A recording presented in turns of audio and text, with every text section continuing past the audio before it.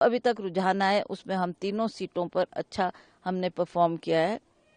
अच्छे रिजल्ट है और हमें पूरा विश्वास है कि तीनों सीटें हमारी कांग्रेस की झोली में जाएगी। जहां पर पूरे देश की बात है वहां पर हमारी जो गठबंधन की सरकार है उसके फेवर में ही लोगों ने वोट किया है और बीजेपी की सरकार जो उत्तराखंड में है वहां पर तो सरकार भी बीजेपी की है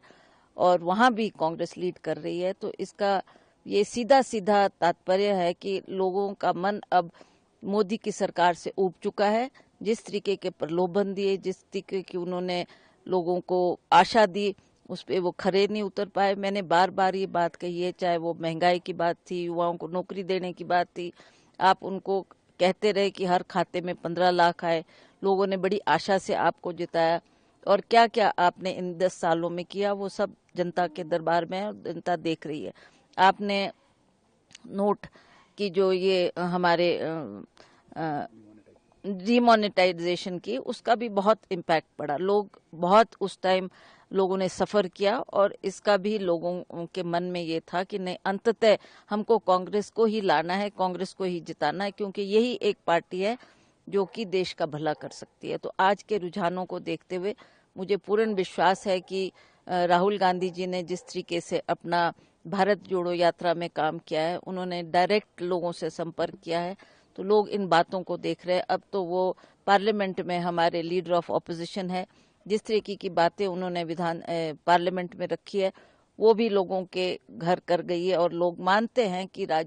राहुल गांधी एक ऐसे व्यक्ति हैं जो ग्राउंड स्तर से जुड़े हैं और लोगों की मुद्दों को वो अवश्य उठाएंगे और तभी लोगों ने इस तरीके के रुझान इन इलेक्शंस में दिए हैं। जैसा आप क्लेम कर रही हैं हिमाचल में तीनों सीटें कांग्रेस पार्टी जीतने वाली हैं, जो 18 महीने की कांग्रेस की सरकार है, क्या आप मानते हैं? एक तो आपने कारण बताया है कि दल बदल की राजनीति को नकारा है लोगों ने,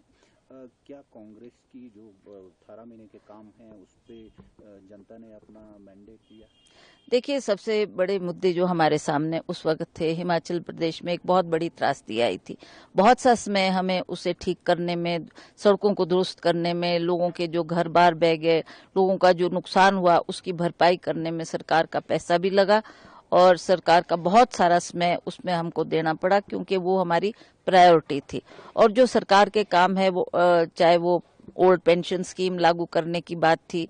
जो लोगों ने डिमांड किया था कि अगर आपकी सरकार आएगी तो आप हमें ओल्ड पेंशन स्कीम दे, वो भी सरकार ने लागू की। और उसके बाद जो हमारी महिलाओं को 1500 देने की बात थी, वो भी सरकार ने धीरे धीरे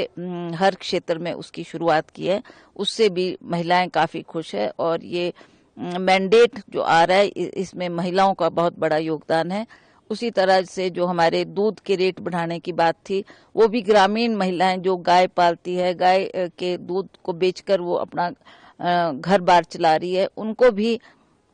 ऐसा लगा कि हम ने जो मांग की वो सरकार ने हमारी मांग पूरी की है। तो मैं समझती हूँ कि ये कुछ ऐसे अहम मुद्दे थे जिनको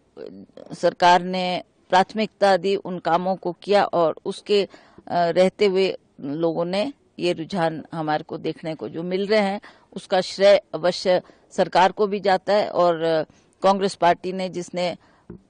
हर जगह जाकर अपनी नीतियों को लोगों के सामने रखा, अपनी बात लोगों के सामने रखी,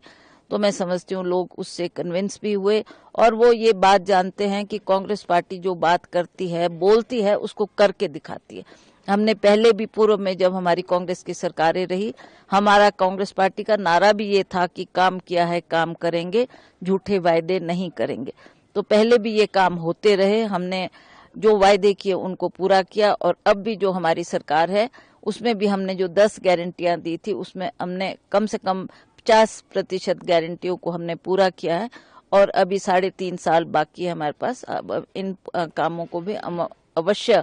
प्राथमिक तौर पे पूरा करेंगे।